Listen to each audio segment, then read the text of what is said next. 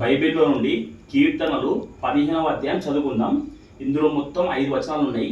మొదటి వచనం భక్తుడు దేవునితోని అడుగుతాడు. మిగిలిన 4 వచనాలు దేవుడు భక్తుడికి చెప్తాడు. ఇది మనకు కూడా వర్తిస్తుంది. అయితే ఒక మనిషి చనిపోయిన తర్వాత శాశ్వత నరకమా శాశ్వత పరలోకమా మనం అడిగి వెళ్తాం. అయితే మన జీవితం ఈ భూమి మీద మనం జీవించిన విధానాన్ని బట్టి మనకు పరలోకమా లేదా నరకమా అది నిర్ణయించబడుతుంది.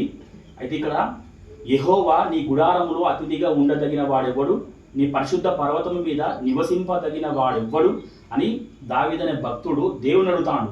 నీ గుడారంలో ఎవరుంటారు, నీ పరిశుద్ధ పర్వతం మీద ఎవరుంటారు అంటే ఆయన పరలోకంలో నీ పరలోకంలో ఎవరుంటారు ప్రభువా అని దావీదు ప్రార్థన చేస్తాడు.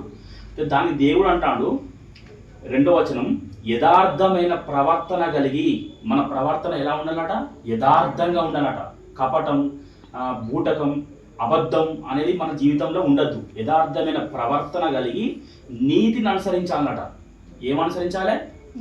నీతిని అనుసరించాలి. అలాగే హృదయపూర్వకముగా నిజము పలకాలి, అబద్ధాలు పలకద్దు. మోసపు మాటలు, ద్వేషపు మాటలు, ఇచ్చకపు మాటలు మనం మాట్లాడద్దు. యథార్థమైన ప్రవర్తన కలిగి నీతిని అనుసరించుచు హృదయపూర్వకముగా నిజము పలికి వాళ్ళే ఎక్కడ ఉంటారు? ఆయన గుడారంలో ఉంటారు. ఆయన పరిశుద్ధ పర్వతం మీద ఉంటారు. అంటే ఆయన పరలోకంలో ఆయనతో పాటు ఉంటారు. 3వ వచనం, అట్టివాడు నాలుకతో కొండెములాడడు, తన చిలికానికి కీడు చేయడు. ఈ నాలుకతో చాలా మంది కొండలు ఆడుతూ అంటారు, అబద్ధాలు ఆడుతూ అంటారు, ఇటు ముచ్చట అటు చెప్తా అంటారు, అటు ముచ్చట ఇటు చెప్తా అంటారు, లేనిపోని పుట్టిస్తా అంటారు, లేని వార్తలు పుట్టిస్తా అంటారు. అలా మనము ఉండకూడదట. అలా ఉంటే మనము ఆయన పరిశుద్ధ పర్వతం మీద ఉండం, ఆయన గుడారంలో మనం ఉండం. మనం ఇంకో చోటుకి వెళ్తాం. ఆ చోటు ఏంటిది?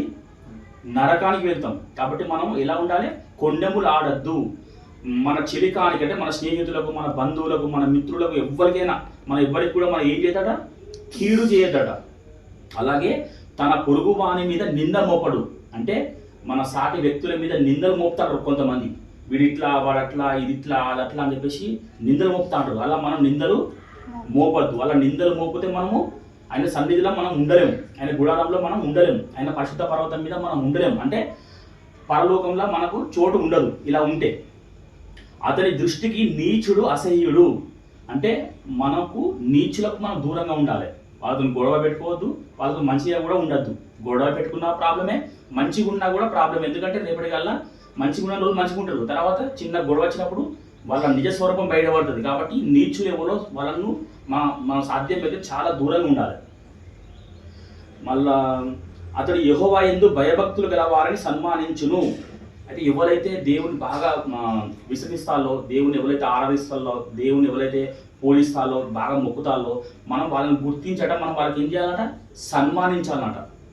వాళ్ళని గౌరవంగా చూడాలి, సన్మానించాలి ఎవరిని.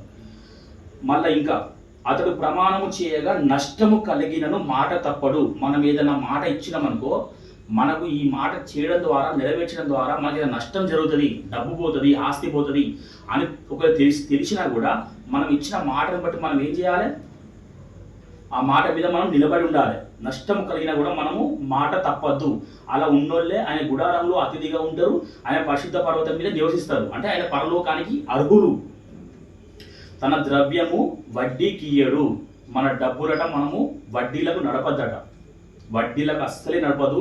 లోకంలో చూస్తే చాలామంది వడ్డీల మీద వడ్డీలు నడుపుతూ ఉంటారు. ఆ వడ్డీల డబ్బుతోనే ఇల్లు కొంటారు, స్థలాలు కొంటారు, బంగారం కొంటారు, అపార్ట్మెంట్ కొంటారు. వడ్డీతోనే బతుకుతుంటారు వాళ్ళు.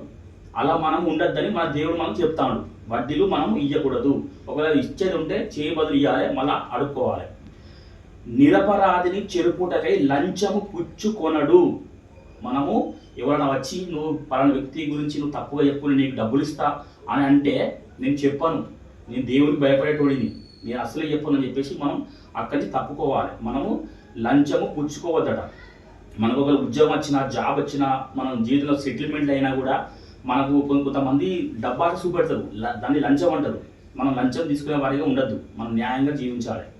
అలా చేస్తేనే మనం ఎక్కడ ఉంటాం? మనం ఆయన గుడారంలో ఉంటాం, ఆయన పరిశుద్ధ పర్వతం మీద ఉంటాం. అంటే ఆయన పరలోకంలో మనకు కాలు మోపడానికి మనకు అర్హత ఉంటుంది. ఇవన్నీ చేసినప్పుడు, మనం ఇవన్నీ చేయకపోతే, ఇవన్నీ మనం ప్రవర్తించకపోతే మనం ఆయన గుడారానికి వెళ్ళలేము, ఆయన పరిశుద్ధ పర్వతం మీద మనం నివసించలేము, ఆయన పరలోకానికి మనం చేరలేము. మనకి ఇంకో తోక ఉంటుంది, నరకము. ఆడ అగ్ని ఆడదు, పురుగు చావదు.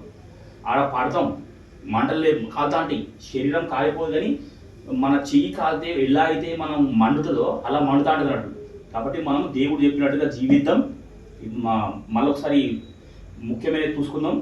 యథార్థమైన ప్రవర్తన కలిగి ఉండాలి, నీతిని అనుసరించాలి, నిజము పలకాలే, కొండెములు ఆడద్దు, కీడు చేయొద్దు, నింద మోపద్దు, నీచులకు దూరంగా ఉండాలి, దేవుని యందు భయభక్తులు గల వారిని మనం సన్మానించాలి, మన ప్రమాణం చేస్తే, మన మాట ఇస్తే ఆ మాట తప్పద్దు, మన డబ్బులు వడ్డీకి ఇయ్యద్దు, ఈ ప్రకారం చేయువాడు ఎన్నడును కదల్చబడడు.